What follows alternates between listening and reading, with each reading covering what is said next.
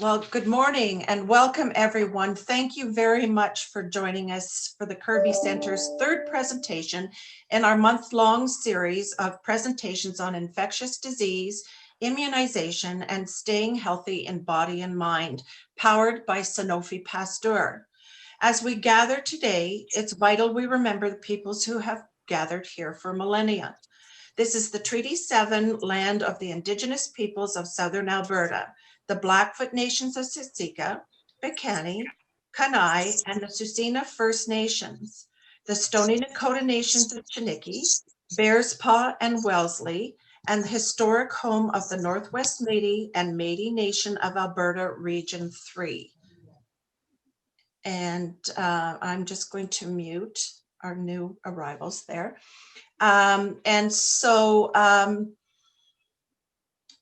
It is with the goal of reconciliation that we acknowledge the land on which we gather, and we thank the elders of these nations for their timeless contributions to this land. It is with the goal of reconciliation that we acknowledge the land on which we gather and thank the elders of these nations for their timeless contributions in this land. It's most important. We know that this past 9 months has been a particularly difficult time for our seniors. We've heard from several that you're suffering debilitating loneliness, anxiety, and depression, some to the point of contemplating suicide. And we want you to know that we hear you. Whether due to COVID isolation, having lost a spouse, or simply avoiding a treacherous winter season, we want you to know that you are not alone. We are doing the presentation today as a Zoom meeting, which enables us to see and talk to each other, and we will extend our time today so that we can offer Q&A and chat opportunity to express yourself or ask questions of Padmaja to help give you the resources that you need. This morning, we are very pleased to welcome back, by popular demand, Padma Genesh. Padma is a learning specialist with the Alzheimer Society of Calgary, with background in family medicine and gerontology. She has been with the Society now for 9 years, has been presenting her valuable information to Kerby members every year since 2013. Welcome, Padmaja. It would seem that this presentation is quite timely. Tell us how we can help to alleviate some of the mental health concerns we're feeling these days. Thank you, Colleen, for the great introduction and for the great welcome. Good morning, everyone. It's great to see you all, because very soon I will not be able to see you when I have my presentation, PowerPoint presentation slides on the screen. So I'll be unable to see you, but towards the end, I will stop share screen and I'll be able to see you again for questions. So as Colleen was telling, this is being recorded and you'll get a copy of the recording along with a copy of the slides and also a link to an evaluation form later today or tomorrow, but I do not know when when you'll be receiving it. But here's my request to you all. When you get the evaluation form, please do take the time, click the link and let me know how this session went, whether you benefited from it, what was missing, what was beneficial. It helps me improve my presentations going forward, okay? So based on the need of this hour, I've customized my presentation. I had presented this originally, but then I've made lots of changes, added a lot more resources so that this becomes more meaningful for you. And it's very important that you send me your feedback so that I know whether this worked or something needs to be added, or that it will be very, very helpful for me. Okay. So as you're watching, if you have any questions in your mind, please do type it in the chat box. And then, Colleen will also help me get the questions towards the end. And if someone is not very comfortable typing in, you'll be able to unmute yourself and ask questions as well. Okay. So I'm just going to share my screen here and we'll get going. Just one moment here.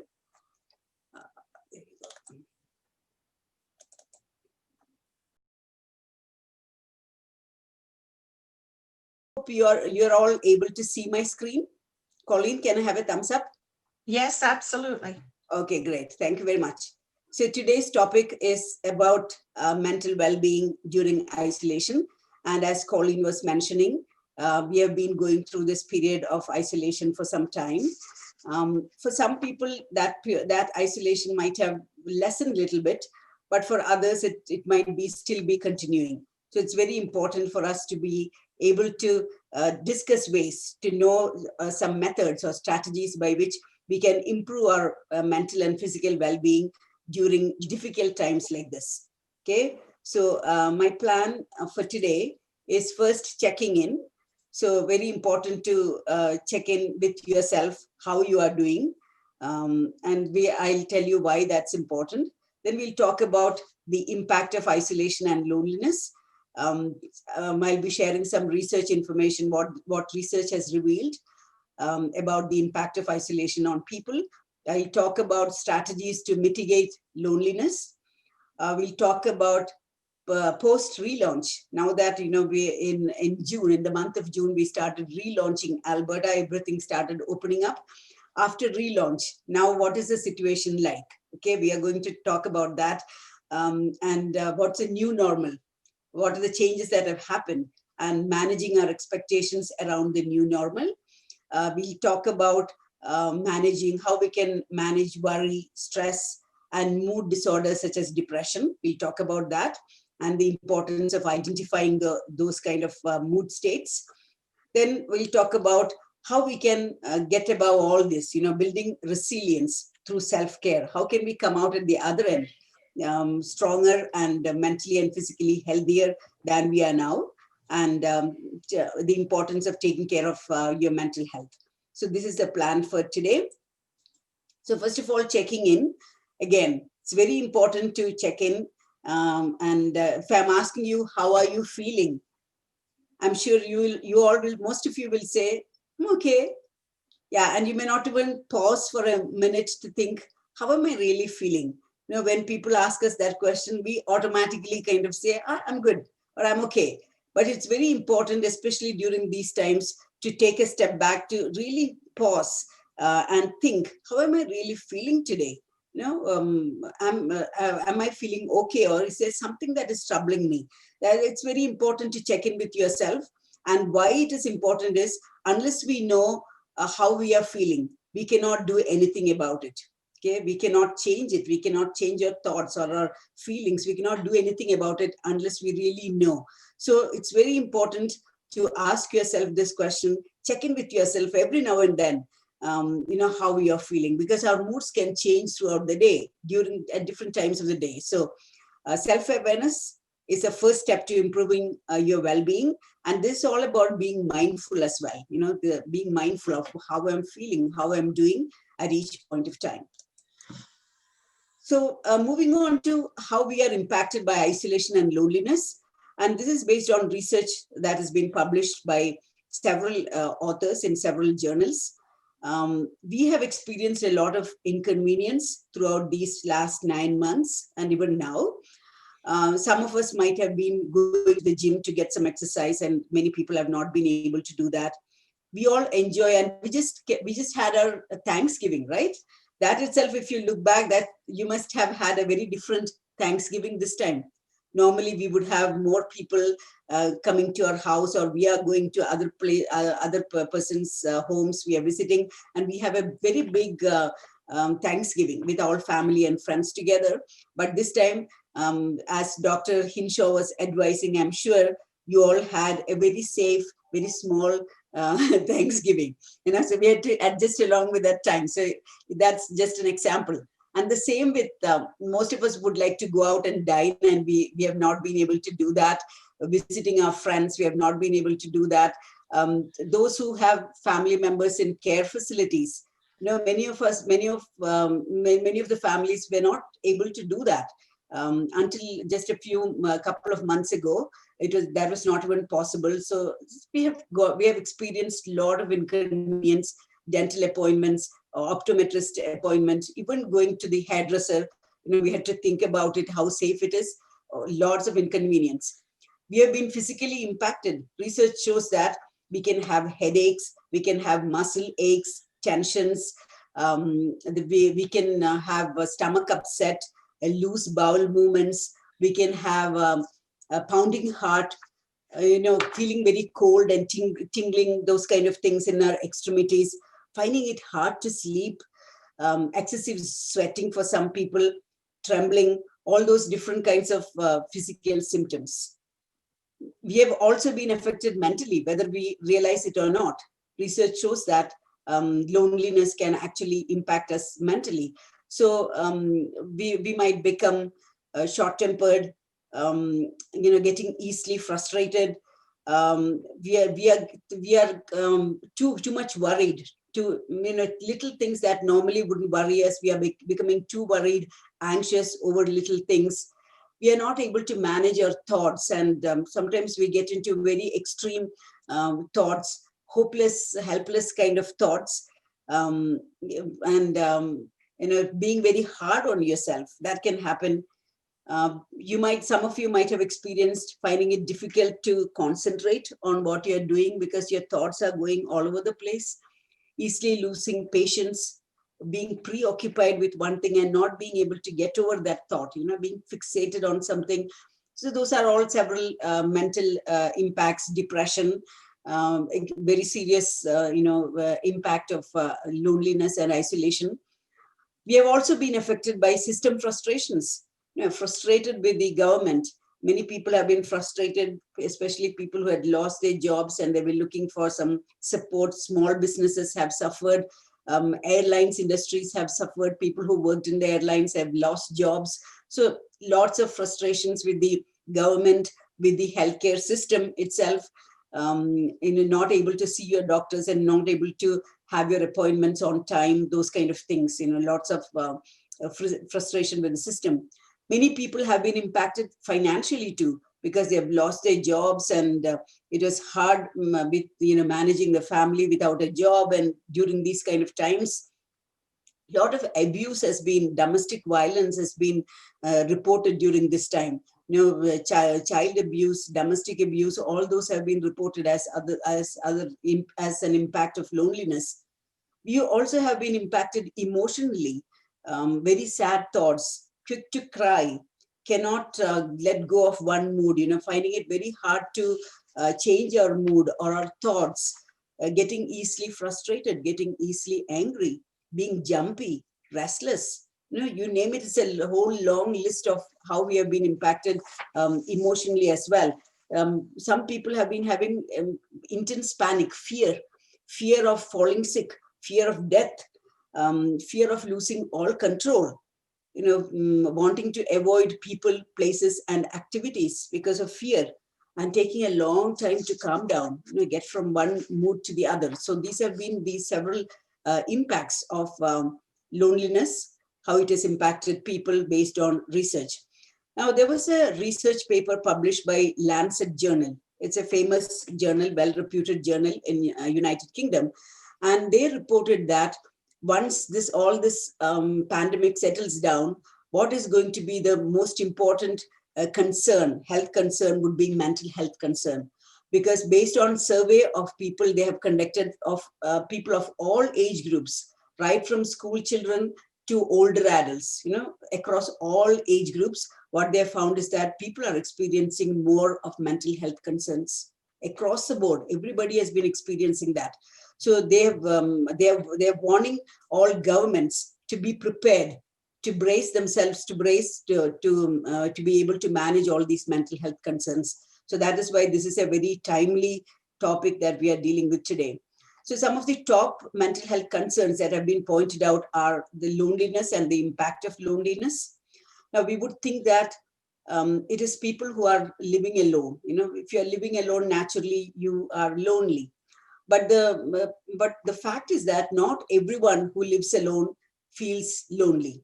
Okay, so there's a difference there. Some people, even though they are alone, they are well connected with others and they are not feeling lonely. Whereas there are others who are living with others. They're not living alone. They're living with family members or with other people, but they are experiencing loneliness too, because it's all about the connections you have, the meaningful connections that you have, and how well you are connected to people who matter in your life. Stress. Everybody is reporting being stressed. And short periods of stress can actually improve our performance. It's like you are participating in a competition, or you are writing an exam. So that short period of stress usually helps people. But prolonged stress, extremely harmful for our physical and mental health, even brain health, because it can increase our blood pressure. It can increase our blood sugar for people who are diabetic. It can cause that spike in blood sugar. It can release, when we are very much stressed, it releases the stress hormone called cortisol. And cortisol, when it remains high for a long period of time, it starts attacking our brain, because it can cause, it can speed up age-related shrinking of our brain. So we are not even, we are losing our mental capabilities as well because of stress. Anxiety and worry. Some amount of anxiety and worry is normal in the situation, right? Every one of us experiences that. But if it's too much, excessive anxiety and worry can have a huge impact on our physical and mental health. COVID-somnia. This is the name that's been given to sleep issues associated with the pandemic. So people have been finding it hard to fall asleep, to stay asleep, whereas some people are still sleeping too much, not having the energy to get up and do things, so in bed, sleeping all the time. And COVID-somnia. COVID fatigue. It's not just the fatigue or the tiredness that people who were infected, who had the virus, they felt that, but even others, everyone has been feeling that fatigue these last few months. All that's happening together. People are feeling too tired and not having their normal energy levels, and that's called COVID fatigue. Depression, that's been identified as a major offshoot of this kind of isolation. Many people are reporting depression, and the sales of antidepressants, medications to treat depression, and medications to help people sleep. Okay, so sleep medications, prescriptions of sleep medications and depression medications have soared in the last few months. So this is what all reports are showing us. So coping with loneliness, this is again important. Just because you are experiencing that, it doesn't mean that that is normal. We have to get past that. So even when you are living alone, or whether you are living alone or with others, how can we cope with loneliness? How can we get over that, mitigate the negative impact of loneliness? So connecting with family and friends, that is extremely important. And, there are different ways of connecting with family and friends. You may not be able to sit with them together, but then you can meet maybe in the backyard or in the park, somewhere in the open air. Outside is safer than indoors. Outdoors is safer. So you could meet with them outside, somewhere in the backyard or in a park, or you could use all the technology that's available. A phone call is much better than an email to connect with people. A video chat or a FaceTime is much better than a regular phone call, because you hear and you see the person, and you can even talk about your worries, what you're experiencing, you can share with the person. And when you share it, you'll realize that they are also experiencing some of these. So it kind of brings some kind of normalcy to your situation, so that almost, most of the people are feeling the same that way too. So connection is very important. Even though we are physically distancing, we are not emotionally, socially distancing. We are getting connected. We are still remaining more connected. Pick a work in progress project and finish it. Now, this is another thing very important when we are, living alone, or we are experiencing this loneliness, is to have a routine. That's very important. It really helps us. When we have a routine, we wake up at the right time, we go to bed at the right time, we do everything at the right time. And having a routine forces us to move from one task to the other. It will not allow us to sit and brood over, oh my God, I'm feeling so lonely. It will not allow you to do that. So you'll have to move on from one task to the other. So it helps you accomplish things. And by the end of the day, you have done whatever you have planned. Otherwise, the whole day would have gone and we may not have accomplished anything. That makes it worse. So having a routine is important. And find some work, something that around your house that you wanted to accomplish. Some work had to be done, sorting out a drawer, or some room you had to clear. Some cleaning you had to do. Yeah, all that. This is the time to pick up that work, that project, And you may not be able to complete the whole thing today, but little by little, each day when you do it, it gets done. Now, last time when I did this presentation, I was talking about a bookshelf in my room, and that I was really planning to sort it out. But then after doing this presentation, I was motivated myself to each shelf at a time like that, and now it's all done. I have a very clean bookshelf. I've accomplished that, and it makes me feel good when I look at it. Find creative ways to exercise. So getting exercise is very important. It must be part of a routine, regardless of the weather, regardless of all that is happening. It is just like having a breakfast. It has to be a routine. So finding creative ways. You could go out for walks. It's still possible we can go for walks, but it's going to get colder. And maybe in a few months, we'll have snow everywhere. So some of you may not feel comfortable getting out. If that's the case, there are lots of walk videos. That's what I want to mention this time is YouTube. If you go to YouTube, there are lots of walking videos. 30 minutes fast walk, 20 minutes walk, 10 minutes walk, boosted walk. There are exercises for seniors that are available. Different types of exercises. Weights, you could do weights one day. You could do your abdomen one day, your knees one day. Like that, you could exercise different parts of the body. So variety. The same way with YMCA, they've got lots of online exercise programs you can choose, and you can be a part of that. So you're doing with a group of people. You will see them there. They are not with you, but you will feel like you're exercising along with them, to some music and beats and all that, which makes it very interesting. Getting some fresh air and sunshine is still very important. Even though we have, we'll have winter, we have a long winter. Compared to many other parts of the world, we do get some sunshine too. One of the sunniest cities that's where we are living. We are fortunate for that. So getting out and enjoying the sunshine is very important. It lifts up our mood. When you're feeling a little bit down, once you see the sun come out, it lifts our mood. And also it helps us with sleep as well. Exposing to that sunshine during the day helps you sleep well at night.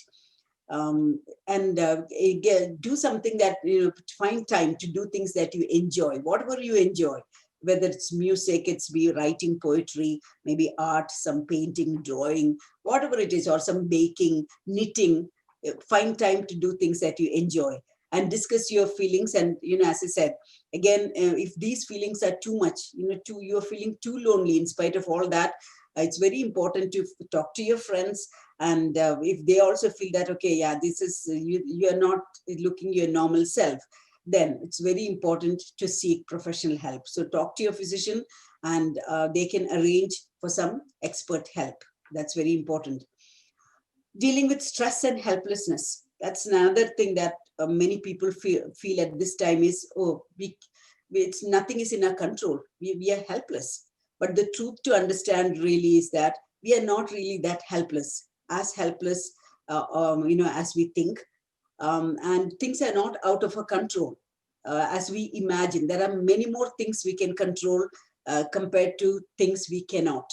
So here in this picture on the left-hand side, you will see that I cannot control. There are only a few things there that we cannot control, but there are a lot more things that we can actually control. Here, there are only few mentioned here in the I can control, but that's the short form for all the other things that can be embedded there. So some of the things that we cannot control what is in the store when you go to buy it, whether you get it or not. How long this pandemic is going to last, we have no idea. How others will react, we have no idea. What are the other people's motives? We have no idea. What will happen? How things will turn out. How next year will be, we have no idea. We cannot control all that. Actions of others, we cannot control. You are following all the safety precautions. Will others follow that? We have no control. But we can control so many things, all our thoughts. Negative thoughts, we can control them. Positive thoughts, all kinds of thoughts we can control. Our interactions with others, who you want to talk to, how much you want to talk to, how many times you want to smile, how many times you want to walk away from a conversation that's kind of pulling you down. All that's in your control. What kind of food we want to eat, That's in our, and how much we want to eat, that's in our control. Our physical activity, our exercise, what exercise you want to do today, how long, all that's in your control. How much news we read, how much television we watch, what programs we watch, and what kind of music we listen to, what kind of books we read, all that. So many, all our activities, all that is within, actually all these are within our control. So it will be, once you know that, it make you feel better. There's a lot more things I can control. Post-relaunch. Now, as I said, in June, we started opening up, and everything started opening up in phases. Now everything is open. And we see that cases are also increasing. Schools are open, universities are open, people have started going to work. Many people have started going to work. But how are you feeling about it? Some of us were like this. I'm just going to pull out my pointer so that I can point. Yeah, so some of us were like this couple, are really excited. Oh yeah, yes, now everything is opening up. I can go out and do things. Others were kind of a little bit suspicious how safe it is. Is it safe enough? So they decided to watch. Some other people had lots of questions, and they still are debating. How much should we go out and things like that. So there's been lots. People respond to it in many different ways. And many people are thinking that we should have continued with the partial lockdown that we had. Maybe we shouldn't have reopened again. But all over the world, we know that we cannot go on prolonged shutdowns, because then the economy will crash. So we'll have to go on, continue with it, but do everything in a safe manner, as safe as possible. So you may have lots of questions. One of the questions that I had is how safe it is to go to my dentist. I've missed 2 of my dental appointments. How safe? I'm still worried, because it's safe face to face. They are almost breathing down on you. And that is a little bit scary for me. Having said that, if I really had a tooth problem, I would still go. Okay, because that's important too. The same with optometrist, going to the hairdresser. Questions about, I'm going to wear mask. Will everybody will they be wearing? Will they observe that physical distance? Will there be more cases? Of course, there are more cases. We see that. And what's the new normal? So for you, so I'll be showing some slides on what is the new normal like. So we have all these questions in our mind. And then we want to, when such things come, then there is something that we really need to do. It becomes very difficult to make a decision, right? What is the right decision to make? So that is where this 5 ways to improve decision making has been suggested by experts. Okay, what's the best way? It's a procedure, step-by-step procedure for making a decision. Now, for example, say that it's almost time for your eye appointment, optometrist. And the statistics from the past have shown that it's from the dentist offices and optometrists, they work in very close quarters with their patients. So there is a more chance of risk of spread, because you're spending more time as well. And it's more, it's not you cannot maintain 2-meter distance and then do somebody's, teeth and all that. It's not possible. So the distance is less, not able to maintain that physical distance. There is a lot of risk. But again, if say you cannot, your glasses don't work anymore and you're not able to see at all, then you have to make a decision, right? Should I go or not? Consider what is at stake. What happens if I don't go? If I don't get my vision checked and changed, my eyeglasses changed, maybe you might trip and fall somewhere. It can be worse. The outcome can be worse. So what is at stake? If I go, what happens? If I don't go, what happens? Assemble all facts. Okay, how is the case is going on? Are they following all precautions? What are the safety precautions the optometrist office is taking? Are they asking everyone whether they have, that screening questions? Have you visited, travel to outside Calgary? Have you been in contact with someone who was diagnosed? Do you have any symptoms? All those screening questions. Are they asking all that? Are they checking everyone's temperature before they let people in? Are they handing them sanitizers? Is everyone masked? Lots of questions, things like that. You can assemble all the facts. We can call the optometrist office and collect that information. Identify alternatives. What other things can I do? Okay, can I wait some more time? Maybe I can go to a store and I can get a pair of reading glasses. Maybe that's where I'm struggling to actually read, but I really love reading. So maybe I can get a pair of reading glasses, go there and wear. So even without a prescription, I can do that. Would that be possible? And then that, if some pair of glass, that power is working, maybe I can order a pair of similar glasses online. Could that be done? So identifying alternatives, explore pros and cons of each of these options, identify the risk, and based on all that, we make a decision. What is the best thing that's possible, that is safe and possible to do at this time. Okay.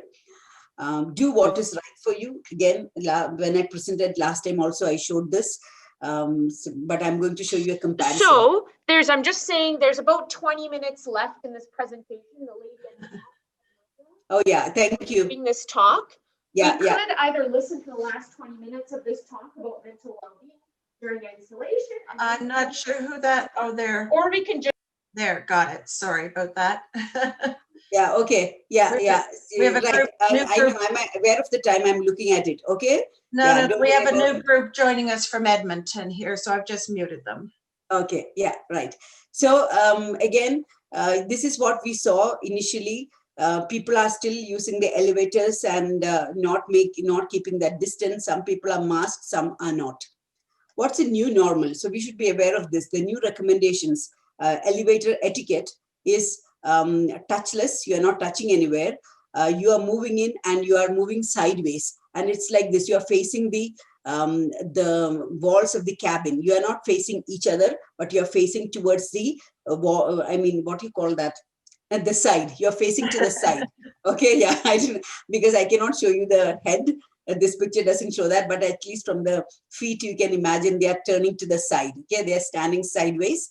And then there's no talking. Nobody is touching anything. So you're asked to press with your elbows or with a pen or something that, so not touching with your hand.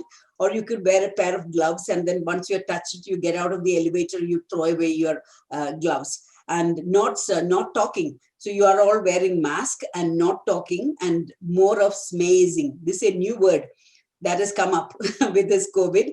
And what this means is learning to smile wearing a mask. Okay. And so you smile through your eyes. See, this guy is smiling, and you see it from the corners of the eyes that he's smiling. But his mask is not wearing it very correctly, because anytime he can slip down.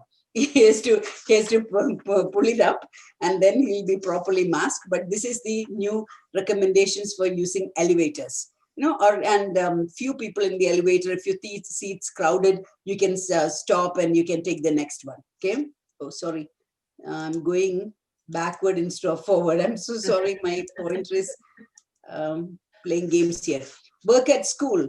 You can see this is the new normal. So for masked, everybody is masked and maintaining that distance. All gym, all those kind of physical activities, they are all outside. No indoor gyms anymore. You can see how that spacing is being observed, and everybody is masked. Recreation and socialization. Now, if you want to dine out, then now it's like this. Some seats are blocked off, and you can just have your space, and then it's after that distance is kept. People are meeting outdoors. Even dating is happening all outdoors, wearing mask. And this is all social interactions happening, different families meeting together, but they're all maintaining that distance. People are using more of bikes, and that's exercise rather than going to gyms. They are getting their exercise this way, and even commuting, more bikes out on the road. Medical consults have changed. It's now no longer not much in person though, unless it's absolutely essential. Doctors are doing phone consults, and where they want to see their patients, they are doing video consults. So that's how things have changed, and doctors are not very happy because they're not getting paid that much for these consults. Your hairdressing, if you want to know what changes happened, this is how your hairdresser would be. They are wearing a mask and a face shield, and not much of talking now, like how they used to talk before, because they have to speak through all that. Not much of waiting time there, and all screening questions are asked before you are asked to go in. And it's expected that haircuts are going to be more expensive. Taking shorter time, but more expensive. That's what I heard. Grocery shopping, this is the new normal. So you have spaces there. You have to stand in that. You have to maintain that physical distance. This is the kind of your at the till. Everybody's masked, and there's also a shield, kind of a plexiglass shield. A new normal is not just clean, but clinical clean. So all surfaces that have been touched by, or more people are touching frequently touched surfaces, frequently visited places, all those are being wiped and cleaned all the time. After each user, it's being, doorknobs and handles and all those kind of things, washrooms, all those are being cleaned, and it's being clinical clean, not just physically clean. So how can we manage expectations around the new normal? I gave you some glimpses of new normal in different parts, in different aspects of life. So it's normal to feel unsure. And if you're feeling very unsure of yourself, what to expect, it's the same. Many of us are feeling that way. And even as normal life has returned, my husband has started going to work since June, but I'm still working from home, except when I have to work, talk to people outside in the park. I did some sessions in the park with the city. So other than that, there's no indoor, I'm working from home only. So even as things have returned to normal, they are looking very different. It's not the same as before. So if you're really in doubt, you could ask people who have been, someone who has gone to an optometrist, how is it there now? Is it okay to go? What kind of experience did you have? Or wait and watch kind of policy based on what the government is advising at each time. You can continue to get groceries and medications delivered if you're anxious about going to those stores. And the most important thing is stay current. That's very important. So we need to know what is the trend, what are the directives or instructions our chief medical officer and Alberta government is providing, what are their instructions, and follow that. So always wearing mask is important, keeping that social distance important. Indoors, everywhere, when you are indoors, definitely the mask. When you're outdoors, it may not be that important to wear a mask. It's still okay to take off your mask when you're outside. But if there are people near, other strangers with you, within that short distance, of course, you have to be masked. Washing hands for 20 seconds still remains. That has not changed at all. And disposing of your gloves and your tissues and all that, disposing it off. Rather than using towels, face towels and all that, it's a better idea to go with the tissues, facial tissues, and then dispose them off safely. Managing worries. So again, when you're worried about something, the things to really think about is this a real worry? Do I need to be worried about it? And one thing to emphasize here is limit exposure to media. So the more you are exposed to media, more and more news you are hearing from all channels all the time, likely to make you very much worried. So just follow one source, one reliable source, and follow that source. You just listen to the news one time. And if you have worries, you start writing down all the worries and check with the information that's available. Is my worry really true? Is it really something to be worried about? Or am I unnecessarily worrying? Are there things that I can control? If so, maybe controlling that would help. So exposing your worries, writing them down, talking to sharing your worries with your friends or people whom you trust and asking for their opinion is a good way. And seek help. If you're kind of worried, you need some ideas, some suggestions, you can always ask, what's the best way to do this? Okay. And if you're really struggling, too much of worry, anxiety you are experiencing to the point that it is affecting your sleep and all that, then you definitely need to seek help. You need to talk to your physician, and they can guide you. They can refer you to psychologist or counselor or whoever that is required, and suggest strategies and control what you can control. What is within your control, you control. And the bottom line about worry is just try to remember what Dalai Lama said. There is no point in worrying whatsoever. That was his quote. And he explained, if a problem is fixable, no need of worrying, fix it. If a problem is not fixable, again, no use worrying. Okay, because worrying will only pull you down and take away your energy. So there's no point in worrying, absolutely. And when you stop worrying, your brain starts working, and provides you with resources. Taking control, the first step is routine. Routine helps us move from task to task, helps us get things accomplished. And big things, if you don't want to do, you can break them up into smaller chunks and start attacking those smaller tasks. And the things that are very important for you, must do every day, please assign time so that you are doing that. Okay, it's very important. Depression is very important to always keep in mind. It's a very common mood disorder. Usually affects young people, but there's another age group that is also developing more of depression we are seeing, and that is the older adults. It could be due to several things that happen in our life: losing a spouse, losing a partner, losing your friends, your contemporaries. Maybe we can get diagnosed with certain health conditions, and that can pull us down. But it's very important to understand the signs and symptoms, so that if you yourself are experiencing any of these symptoms, you can take the appropriate action. Or if you are seeing them in a family member, very important to get it diagnosed and treated. Okay, unexplained fatigue. So tired all the time for no reason, no energy to get your task done. Everything seems like a huge task, task that you used to do very quickly. That is what's meant by unexplained tiredness. Apathy, no initiative or drive to do things. You don't want to get up and do things at all. Sleep problems, difficulty falling asleep, difficulty staying asleep, getting up in the middle of the night several times and not able to get back to sleep. And when you wake up in the morning, you're not feeling refreshed because you're not getting the restorative sleep. Changes in appetite, and this can lead to weight loss or weight gain. Social withdrawal. You feel like you don't want to meet anyone. You want to be by yourself, not wanting to meet people, go outside. Lots of anxiety associated with anxiety. All the some of the activities you really enjoyed before, you're not getting the same joy from that anymore. So not able to experience joy anymore. Always thinking about negative, sad thoughts, and life is worthless, hopeless. That's those kind of feelings. Low mood changes, irritability, anxiety. And for older adults, it usually could present as persistent aches and pains. You don't know why, but you are feeling that backache or headache, and it just doesn't seem to go away. And suicidal ideation is also common. It's a feature of depression. So if you feel that you have any of these symptoms, or you're seeing any of these in a family member, please do not ignore it. Okay, it's very important to get it treated. I'll tell you why. Depression does not get cured on its own. Do not think that it will go away. It's just today, tomorrow I'll be fine. It doesn't go away. If it's depression, then it doesn't go away on its own. It takes away the joy of living. We are all blessed to be alive this time, because so many people died, succumbed to COVID, right? But we are alive and breathing, and that itself is a big blessing. Uncontrolled depression can increase the risk of dementia, and that's also another thing to remember.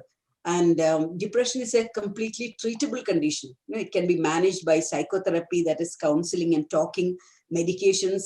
There are some other therapies for people who don't want to take medications or who are allergic. There are bright light therapies, stimulation, electric and magnetic stimulation, mindfulness therapy. All these are found to be very useful. So if you experience any of these symptoms, please do not ignore it. Okay. That's very important. Building resilience through self-care. So this is what we have to aim for. It's the ability, resilience is the ability to adapt in the face of adversity. That means to be able to bounce back from whatever challenges, struggles we have in our life, to be able to bounce back. And there are 6 steps to building resilience. Physical health, because healthy mind lives in a healthy body. So do all the best you can to be in good physical health. Reframe how you view challenges. This is about mental health. So if you think everything is a big problem, then it becomes too overwhelming. It just drags you, it pulls you down. So we need to see within those challenges, we need to see them as opportunities. Maybe it's a way for me to do things in a different way. So opportunity to grow and learn. Building emotional resilience. So you're feeling that emotions, you're not able to get a grip over your emotions, and you know that they are negative emotions. Learn from role models. You might have some role models in your life. How would they behave in such a situation? How would they react to it? How would they respond to it? And maybe that gives you some ideas. For me, my mom, 94-year-old mom, is my role model. And whatever I'll always think, put myself in her shoes. How would she have dealt with it? and that gives me some kind of ideas to be positive, to stay positive. Give yourself a break from the media, very important. Have a simple routine, enjoy the simple pleasures of life, sunset, sunrise, the nature. That's so beautiful. It's calming. It helps you connect with that spiritual, the divine in you. So all those are, and even playing with pets or with grandchildren, if possible, even if you talk to them, you're not able to touch them and they visit with you, that's fine. But they are fine, and just chatting with them is great blessing, opportunity that you have. And practice relaxation techniques. So it could be like meditation, deep breathing, could be anything like that. How would you take care of yourself during difficult times? Mental, physical, social, spiritual, cognitive, emotional, all these aspects. These are all the different aspects of our life, and all these, are important. All these are important. There is nothing that is less important than the other. They are all equally important, and they all interact. They are all work together for our overall well-being. So some techniques here, strategies here for physical well-being, physical activity, exercising, at least half an hour of a brisk walk, moderate intensity exercise every day.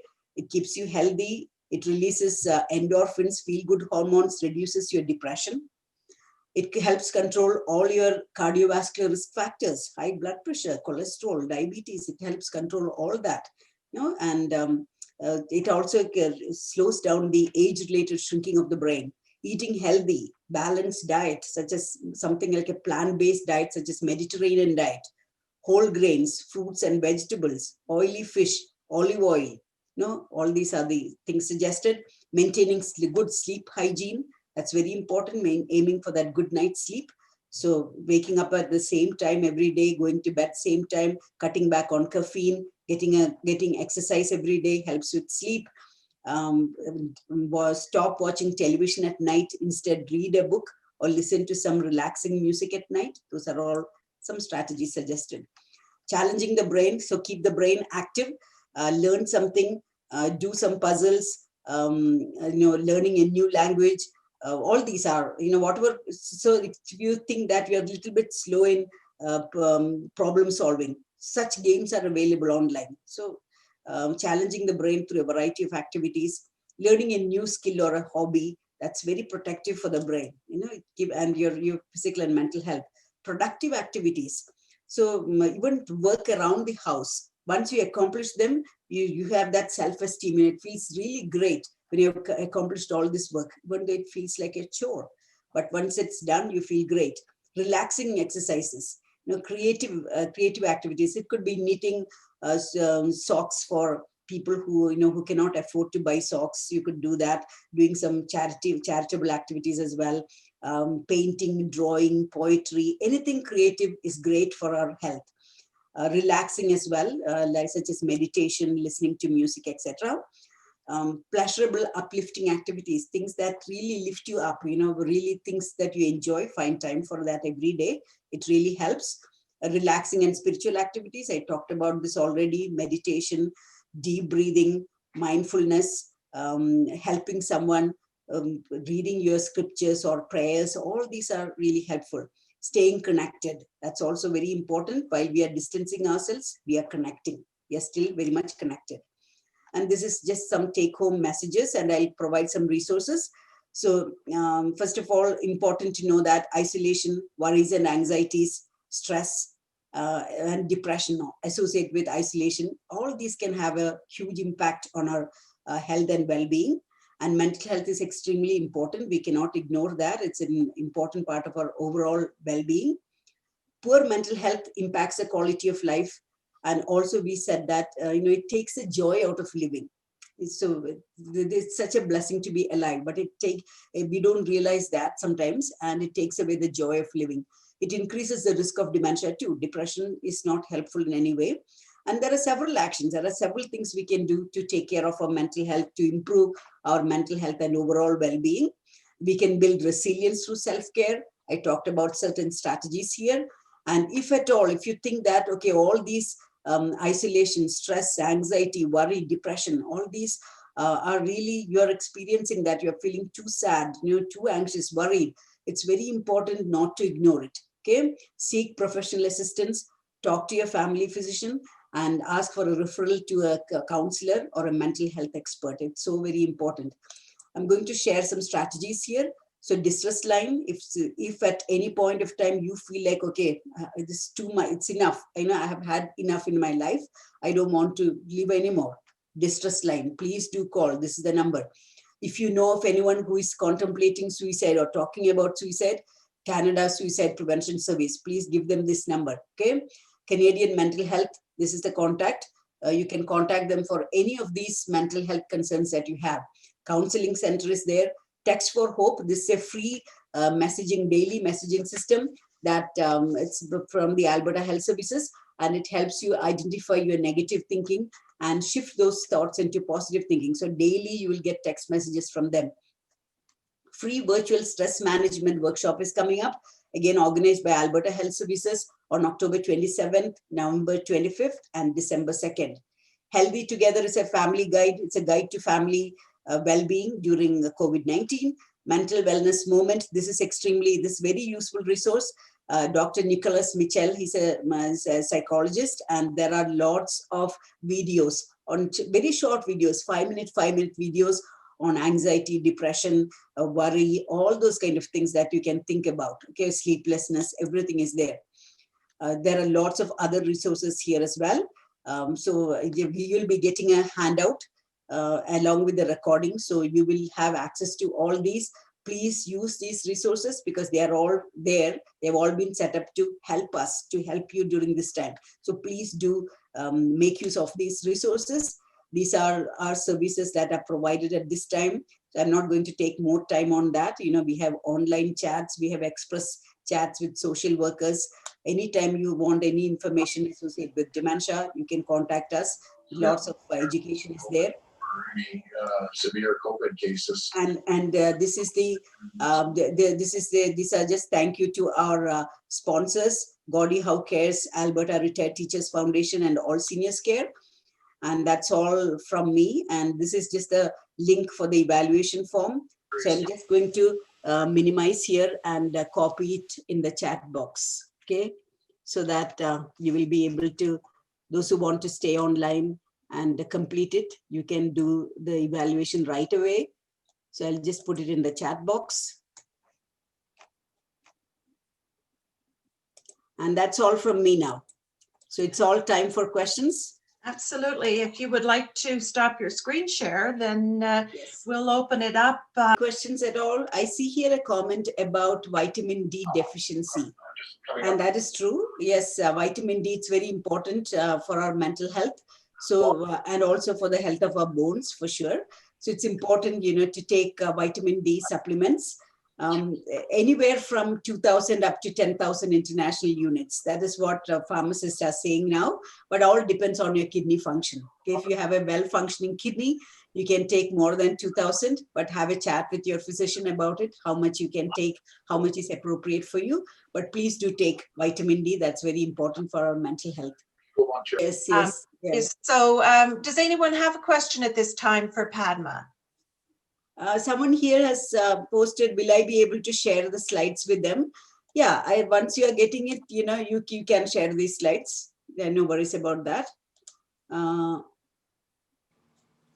Okay, I don't see any other questions. No, So, lots of good comments though. Yes, lots of good comments. Thank you very much. Excellent. I hope you enjoyed this presentation. You learned something new. Yeah, you've given us great, excellent information and some great resources there. Thank you very much. Thank you. You know, one of the things that you mentioned is that, you know, sometimes when you're depressed, it's hard to see the joy in things. Yeah. So you've got some great tips there on how we can help to improve our own mental health, but also providing those great resources. One of the things that I think that, you know, hearing as well is that, you know, best to stay connected. You know, you might be depressed, you might not want to chat with people, but that's one of the ways that you're going to help yourself. And, you know, there's some great opportunities there, as you said, the challenging your brain and hobbies and that kind of thing. Yeah, Colleen, just one thing I would like to add, you know, if you know anyone in your community, in your friend circle who is living alone, isolated, and maybe they have lost a spouse or a partner or a family member, please do reach out to them, okay? Please have them in your mind and reach out to them. So imagine that if 5 of you were to call that person at different times of the day, you are definitely helping. Within that time, by making that connection, you are making that person really understand the meaning of life and how valuable it is to have close friends like you who are looking out for them. So that even if the person has any suicidal kind of thoughts, because they are connected with you all the time, it kind of takes away, those kind of thoughts would go away, disappear. Okay, so please do reach out to others in the community who you think might be depressed at this time because of things that have happened in their life, or some family members they have lost, close friends. Please do think about them, keep them in your thoughts, and reach out to them. Okay. Absolutely, and it's important to become a community and keep an eye out for your friends that might be isolated. And one of the things we're talking about, staying connected. The Kerby has been offering for the last 9 months the online classes through our Kerby Education and Recreation. So there's opportunity to do some fitness, some education there. You'll actually see other people that are like-minded. We did the adult coloring class where we encouraged people to set up groups. So whether it's adult coloring or knitting or, wine tasting, set up a group of people on Zoom and chat with them that way. So there's lots of ways that people can stay connected. I've got Leslie here, has said that she lives in a rural area where resources are scarce. Do you have any idea? Yeah, I just saw that question and I was wanting to, answer that question because it's towards the end. I just saw that. That I know that in rural areas, all these resources may not be available, but everything is online now. So it doesn't matter where you are. Say you want to do some virtual tour, okay? That is available. Virtual tours are available. You want to go to Vatican? Yeah, absolutely. There are virtual tours free. You can go there. You will all see all the sites and things there. And you can maybe ask a friend to log in as well so that you can comment about what you're seeing. It's almost like you're virtual, but you can talk to the person, see that, oh, that's so beautiful. What is your thoughts on that? You can do things like that, watch movies together, enjoy concerts together. All these are online. Visit museums together with a friend who is in some other place, but logging into the same site. Yeah. And you can do that. So there's lots of, that's a beauty of this time, is that everything has gone online. Everything is digital now. So wherever, it doesn't matter in which part of the world you are, you will be able to access those resources as long as you have a good internet connection. Okay. I think Leslie's come back here with what she was referring to was professional help, such as counselors and social workers and that kind of thing. How can she find those resources in the rural community that she's working? I don't know whether Alberta Health Services might have links. Yes, they would have links. Absolutely. Yeah. So talk to your physician about that and your physician would be able to connect. Okay. So that's the first stop is your physician. And from there, you can get connected to dietitians, to social workers, to any supports that you need. Everybody is online. So yeah, it is possible to get that. And Google is a great resource. Yeah. But there's a lot of information on Google that could be sometimes be wrong as well. So you need someone to sift Yes, I know. We don't want to go to Dr. Google. We just want to go to Google to find doctors. Yeah. Some doctors keep in their offices. If you have already gone to Dr. Google, don't come to me. So just kidding. And Erica says that most art galleries, as you refer to, have virtual tours and classes. That's true. Yeah. Music classes, art classes, pottery classes, everything is there. We just have to look out for those. And having a variety, being able to do a variety of things at this time, that's great. Yes, and Val Kendall has suggested listen to music and hear opera. Erica has asked, do you have United Way in CA? They have available assistance. I'm not certain where CA is. They have available assistance in rural areas. I don't know where, Erica, if you can elaborate on that. And again, Pauline is found this time very helpful, and such things as limiting use of screen, seeing how much she can accomplish with cleaning in an hour, how much, timing herself, I guess. Time brushing her teeth. Oh, Erica's come back in Canada. So Erica, you must be from outside of Canada then. And yes, I think United Way is a good resource, Padma, for some of the information. Yes. Yeah, absolutely. Mm-hmm. Anyone else have any more questions that they would like to ask? Lots of good conversation going here. Yes. Yeah, that's wonderful. Mm-hmm. I hope we are all feeling that connection that we are all having together, right? Yeah. We are all virtual, all in your own homes. We are all in our own homes, but we all feel part of this community now at this time, being together. Yes, and that's yes. So Erica is from the USA, loves Zoom, and Erica, that's one of the things that we have found at Kerby Center since we started these presentations, is that it's absolutely wonderful. We had a team meeting this morning, and talking with one of my colleagues, and the online presentations that she's doing. She's got people from Europe, Saudi Arabia. We're now global. Kerby Center is now global with all of these presentations. So we really appreciate everybody's support in joining this for them. I know a lot of the people that are joining us today have joined us for many other presentations as well. So we appreciate your support in helping us take the information as far as and broad as we can. So, and one of the things too is that I wanted to reiterate is that we have heard from people. We really appreciate Padma's great, excellent information and resources today, but because we have been hearing from people, our seniors, our older adults, how lonely they are, how depressed they are to the point of desperation. We want to make sure that you're aware that we are hearing you, and we are trying to do what we can to offer opportunity to alleviate some of that social isolation. So we hope you will continue to join us. We've got lots of things coming up, and we will be including more information on mental wellness, mental well-being, and mindfulness as we schedule coming into the new year. As Padma says, whether it's the now normal or the new normal, we'll be continuing these presentations right into 2021.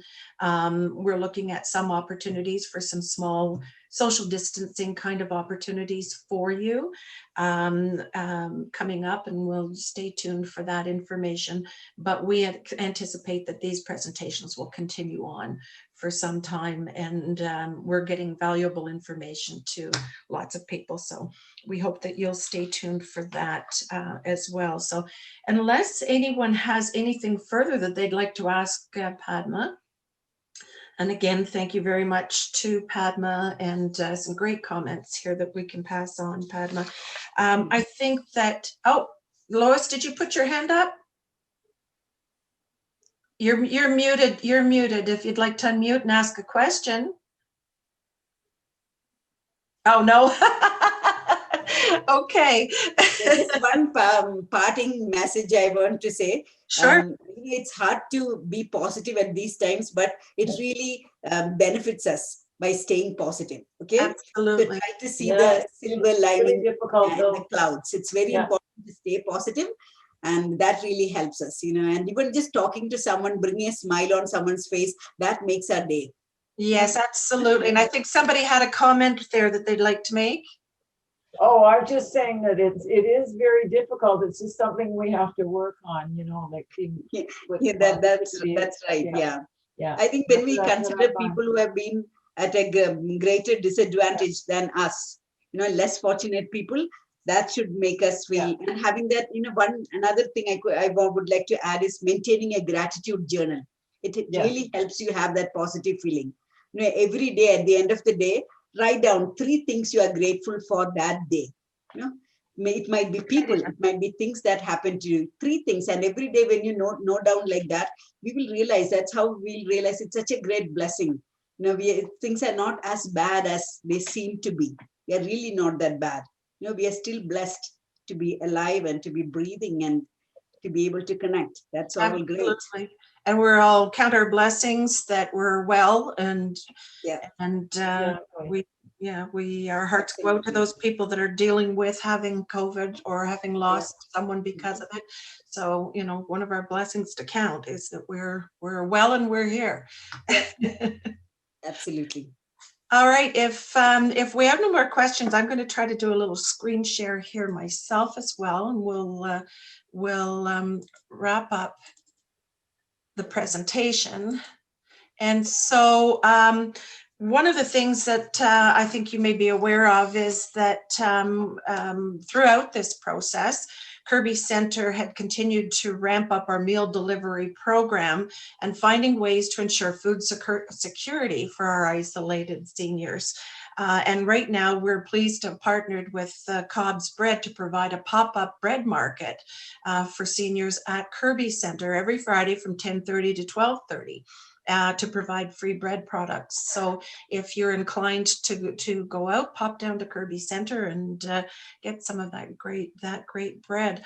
Mm-hmm. Also, in line with our presentation series that we have this month, I want to remind you that tomorrow we have a flu clinic at Kerby Centre. So that one of the things that we're learning through this month's presentations is the importance of our influenza vaccinations. And if you would like to participate in that, if you call 403-705-3246 and make an appointment, they can accommodate you tomorrow with your vaccination, and don't forget to bring your Alberta health card. Also discovered this morning at our meeting that the 2021 Kerby memberships are now available, and you can contact the number you see on the screen there, as well as our mask distribution center continues, so that if you are in need of masks, we have free masks for our seniors, and they can be picked up at Kerby Centre between 8 and 4 Monday to Friday, or if you need, you can call and have them delivered. And all our remaining services, we are now open to the public, so all our remaining critical services are available for you. And again, I reiterate the distress center helpline. Kerby Centre has a relationship with the distressed center, and encourage you that if you have concerns at all, any of the resources that Padma provided or the distress center can provide help for you. Upcoming, our next presentation, I think, is going to be of great interest, and that's going to be a panel of doctors discussing the COVID-19 outlook and the impact of infectious disease on older adults and immunization. So hopefully you'll join us for that. I think that that's something that people are going to be quite interested in as we move through this winter season. And then we wrap up the month with lung health and respiratory infections. Our financial services team is going to be presenting on wills and estates on November 3rd, and quite exciting. Kerby Centre has had a long-standing commitment to honoring our veterans and our fallen with Remembrance Day service, but with this year, unfortunately, we're not able to have, we've had 225 people come to service in our auditorium. And unfortunately, we won't be able to do that this year. We are looking at just doing something small and intimate just to honor on Remembrance Day. But to kick off that week, we have the president of Valor Canada, who will present on the soldiers of the Fighting 10th who were from Calgary and participated in the First World War. So that we hope you'll join us for that. And all of those presentations are, you can register free at Eventbrite, and so the links are going to be found on those promotions, and we'll be sending that information out to you as well. And also during the week of November 16th to the 20th, we will be presenting various businesses and organizations that offer products and services to help to enhance the lives of older adults. and we'll be profiling that for you as well. It'll be all of these events and information we have. You can find more detail on www.kerby.com or pick up a Kerby News or kerbynews.ca, and you'll be able to keep track of everything that that we have going on there. And again, looking at trying to find ways of being able to gather smaller groups. We're in discussion as to what we can do to continue on the tradition of our holiday luncheon for our members. So we'll keep you posted on what we have determined that we can. And thank you, Padmaja, for your excellent presentation and great information. We really appreciate your support once again with this, and look forward to working with you here again in the coming months. I know that you are over the top with all of the presentation expectations that you have, so we appreciate you taking the time today.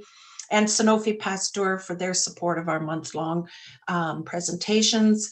And also just to make you aware that these sessions are free of charge, and donations are appreciated. KerbyCenter.com/donate.